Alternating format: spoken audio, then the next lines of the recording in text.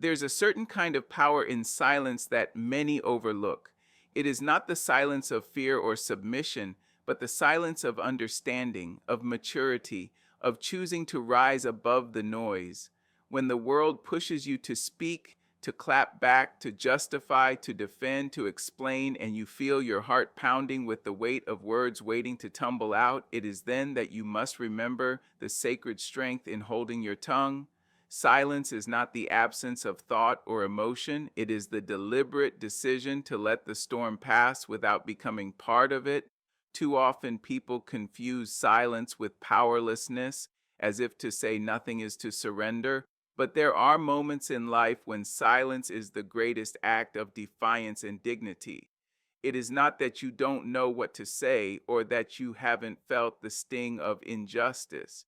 It is not that you aren't aware of the truth or that you lack the capacity to strike back with sharp words. It is that you've chosen to value your peace over momentary satisfaction, that you've realized not every argument deserves a reply, not every insult needs to be avenged, not every misunderstanding has to be cleared right away. The world tells us to speak up, to fight back, to never let anyone get away with disrespect.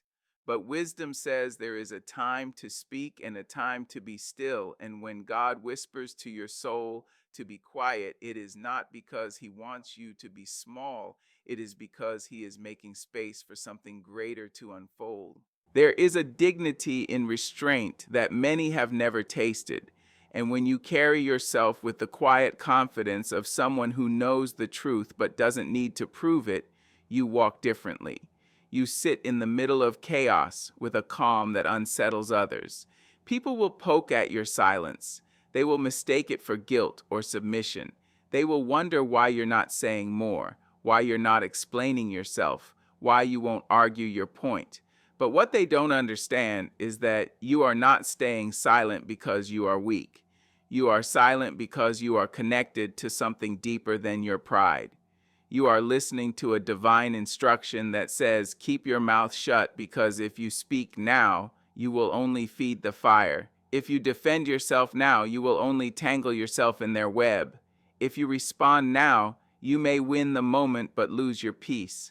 And peace is far too precious to gamble for the fleeting applause of being right. You carry the weight of self-control like a crown, knowing that what is unsaid often says more than the loudest voice in the room. There are battles that God will fight for you if you just stay still long enough, but that stillness requires courage. It requires a kind of inner fortitude that refuses to give in to provocation, the urge to correct, to clap back, to set the record straight.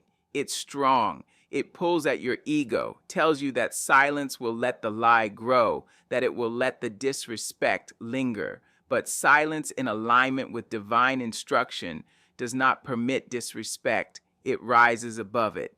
It says, I know who I am, even if you misunderstand me. I know what I carry, even if you never see it. I know what I could say, but I choose not to because my words are sacred and my energy is not up for consumption.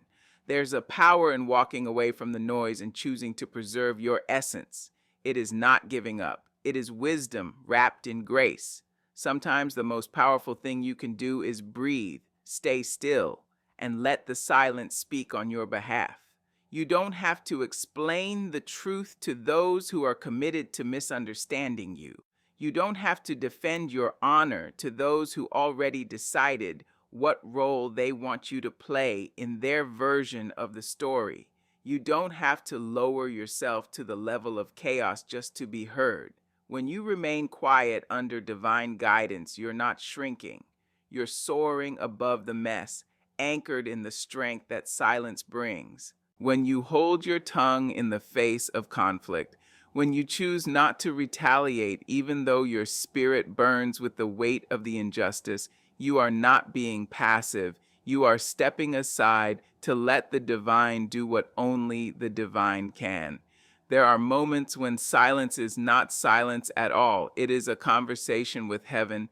It is an offering of trust, a surrender of ego, and a declaration that you believe justice doesn't always have to roar through your own voice. Some battles are not yours to fight, not because you are unworthy or incapable, but because your hands are too full of peace to pick up the stones others throw. God watches how you respond when you are insulted, mistreated, and misunderstood. He watches how you hold your composure, how you choose peace over pride, how you resist the temptation to strike back just to feel powerful for a moment. That's when the deepest kind of strength is forged, not in the fire of your response, but in the stillness of your restraint. It takes more courage to walk away from chaos than to meet it head on with matching fury, to stay silent when your soul is itching to defend itself, to not return bitterness when bitterness is thrown your way. That is where real power lives. People often mistake silence as a void, as if nothing is happening when you choose not to react. But so much is moving in the unseen. The heavens are watching. The truth is working its way to the surface. The ones who tried to bring you down are revealing more about themselves than they ever could have with your response. When you step back and choose not to speak, not to fight, not to fix everything with words, you are giving room for something higher to move through the situation. You are removing yourself from the clutter of the moment and allowing truth to rise in its own time. Sometimes people need to see who they are without your interference. Sometimes they need the echo of your silence to be their mirror. And sometimes God needs you to step aside, to be still, to keep your lips sealed so He can show them the truth in a way you never could. Your silence becomes the stage for divine justice to unfold. And when it does, it won't just be seen, it will be undeniable. The same people who misunderstood you will be the ones who witness the clarity of your character.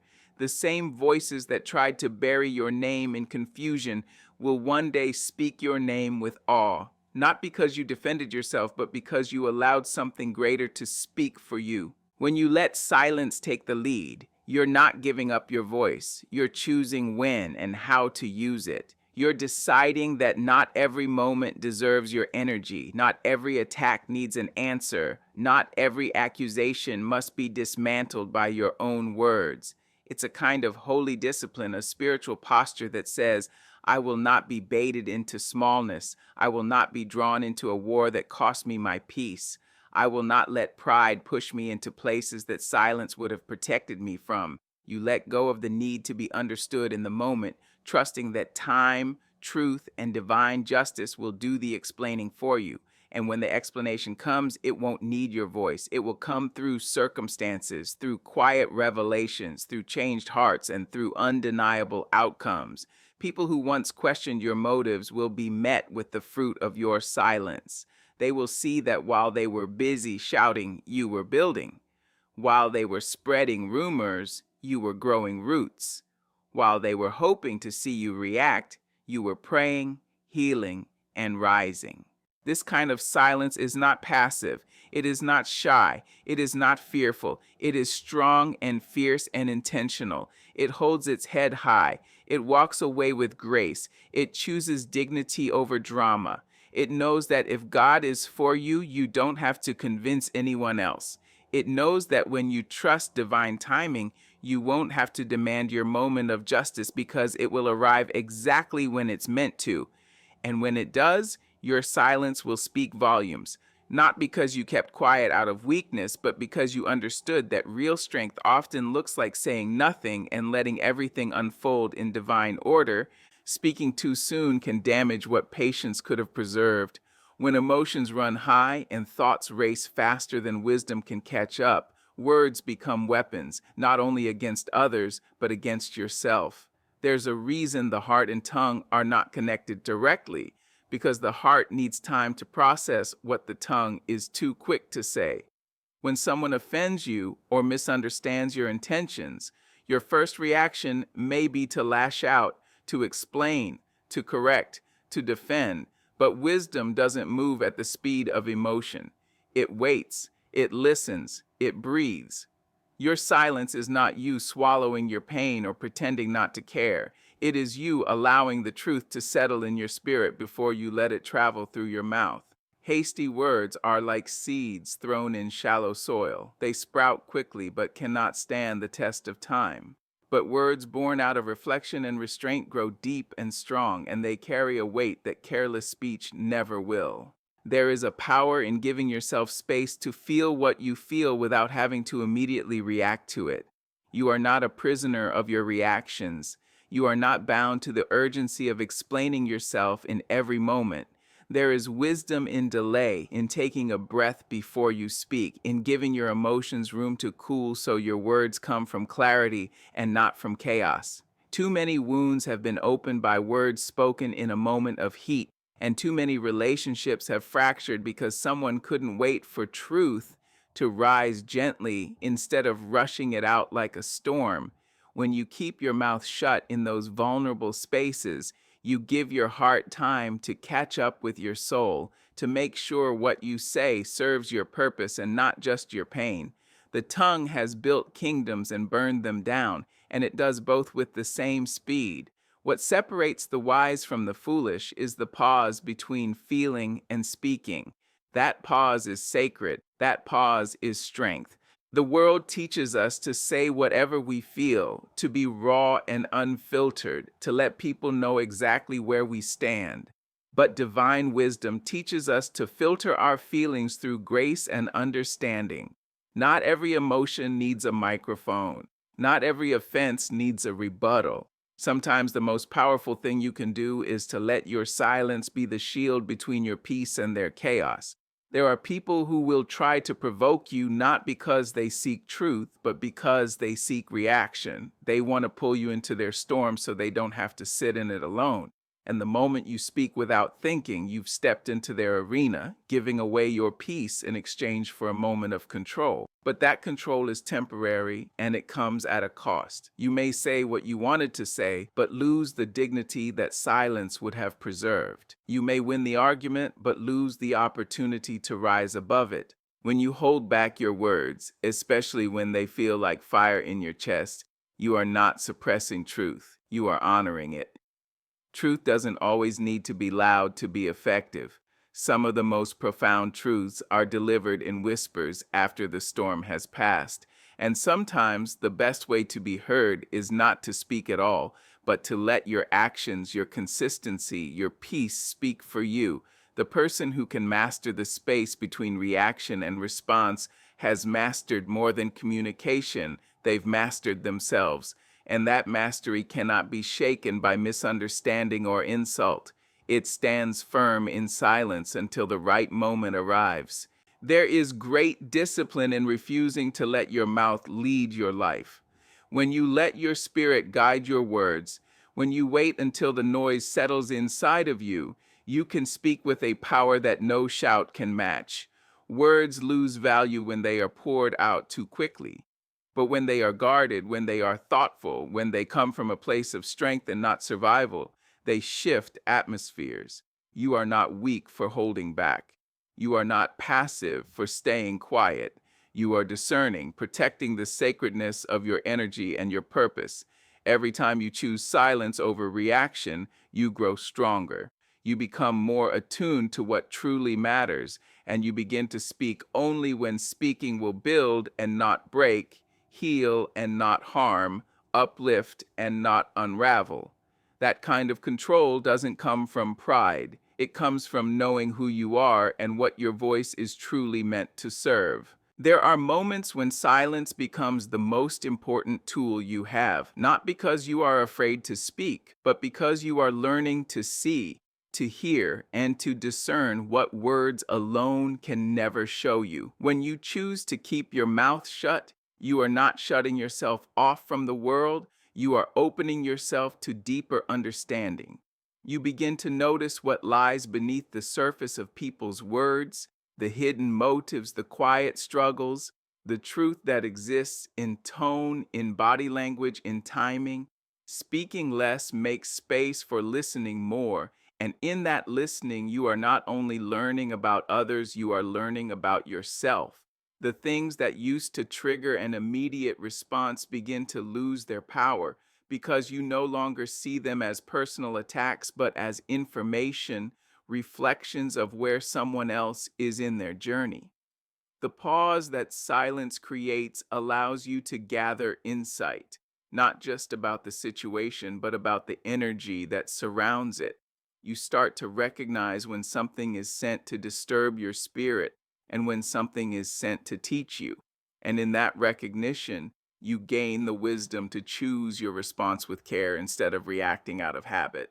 Keeping your mouth shut does not mean you are disconnected or disengaged. It means you are fully engaged, but with a different part of yourself, the part that doesn't need to prove anything to anyone, the part that trusts observation over opinion, the part that believes that not everything needs to be said just because it can be.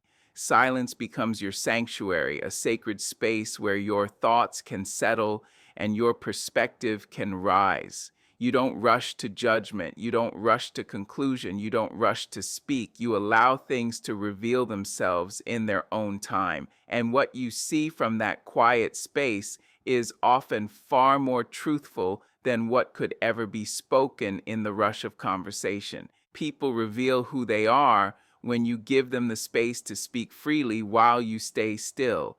They tell on themselves, they uncover what they try to hide, and they offer you the clarity you wouldn't have received if you had been too busy trying to be heard. Your silence creates space for truth to echo, not only in them, but in you. In silence, you develop a sensitivity to energy, to intentions, to the spiritual climate of the room. You sense when something is off even if no one says a word. You feel when someone's smile doesn't match their spirit. You notice when kindness is laced with manipulation or when anger is a mask for fear. This awareness isn't born from suspicion, but from stillness. You have trained yourself to notice, to observe, to sense what is not being said. And because you don't rush to fill every silence with sound, you are better equipped to read what others miss. You understand that words are only one form of communication, and often not the most honest one. People lie with words all the time, but energy rarely lies. And when you're quiet enough, still enough, and centered enough, you can hear everything they are not saying. You gain clarity, not because you demanded answers, but because you allowed the answers to rise without interference. God sometimes quiets your mouth so he can open your ears. He doesn't need you to speak to show your strength. He needs you to listen so you can grow your wisdom. In the quiet, he teaches you the sound of truth, the rhythm of discernment, the beauty of patience. He teaches you how to wait, how to notice, how to move with purpose instead of emotion. Your silence becomes your strength not because it hides you, but because it refines you. You are no longer swayed by every opinion, no longer shaken by every accusation, no longer moved by every storm. You become rooted in peace, grounded in clarity, steady in the face of noise. And that steadiness allows you to walk through situations with a grace that others cannot understand. They wonder why you're not reacting, why you're not explaining, why you're not defending yourself. What they don't know is that you've chosen to live from a higher place, a place where discernment guides your decisions and peace governs your tongue. You've learned that keeping your mouth shut isn't about being voiceless. It's about choosing when and where to use your voice. It's about protecting your energy, preserving your dignity, and allowing yourself the time and space to truly understand what's happening around you. It's about knowing that your words have weight and you don't throw them around lightly. They are not for every moment, not for every battle, not for every misunderstanding. They are sacred, and so is your silence. In that silence, you are not empty. You are full of observation, of wisdom, of divine instruction that can only be received when you choose to listen more than you speak. Keeping your mouth shut is not always about staying quiet, but about releasing control over what you cannot change and what you are not meant to fix. There are situations that beg for a response, people who press for a reaction, and moments where your ego rises to the surface, eager to step in and take the lead. But there comes a time when you understand that true freedom is not in the explaining or defending, it is in the letting go. When you surrender the need to be right, to be understood, or to be heard in every moment, you take back your power. The power to choose peace over pride, to choose alignment over approval, to choose inner security over outer validation. There is something sacred in knowing that you don't have to attend every argument you're invited to, that not every misunderstanding is your assignment, and that your silence is not surrender. It is a declaration of trust in something bigger than yourself. When you try to control how others see you or how they interpret your silence, you hand over your peace to their perceptions. You tie your worth to their ability to understand, and in doing so, you place your peace on unstable ground. But when you keep your mouth shut in the face of pressure, when you stop yourself from stepping in to manage every detail, every narrative, every opinion, you are practicing the art of release. You are saying with your stillness that your value is not up for debate, that your truth doesn't depend on someone else's acceptance of it. You are allowing space for things to unfold as they should without trying to force them into your timeline or your logic. There is a rhythm to life that cannot be rushed, and there are answers that only reveal themselves when you are no longer trying to control the outcome. Silence becomes your way of letting go without giving up, of stepping back so something greater can step in. There are moments when your voice wants to rise not from wisdom but from fear. Fear of being misunderstood, fear of being unseen, fear of being judged. That fear can disguise itself as strength, making you think that speaking up in every situation is a sign of courage. But sometimes the true courage is in the holding back, in the trusting that truth will not lose its power just because you chose not to shout it. You learn to recognize when your desire to speak is coming from a need to control the narrative rather than a calling to share clarity. You begin to ask yourself not just whether something should be said, but whether it needs to be said by you in this moment with that energy. And often the answer is no, not because the truth doesn't matter, but because you matter more. Your peace matters more. Your connection to divine wisdom matters more than the fleeting satisfaction of having the last word. Letting go of control does not mean you stop caring. It means you stop trying to carry the burden of being the fixer, the clearer of misunderstandings, the protector of your own image in the eyes of those who were never meant to see you clearly. It means you release the pressure to be everything to everyone, to correct every wrong, to explain every intention. You begin to walk in the quiet confidence of someone who knows that time reveals all, that light always exposes truth, and that you do not need to bend your soul to fit into the limited understanding of others. Silence becomes your sanctuary, your shield, your offering of trust that what is meant for you will find you without you needing to force it.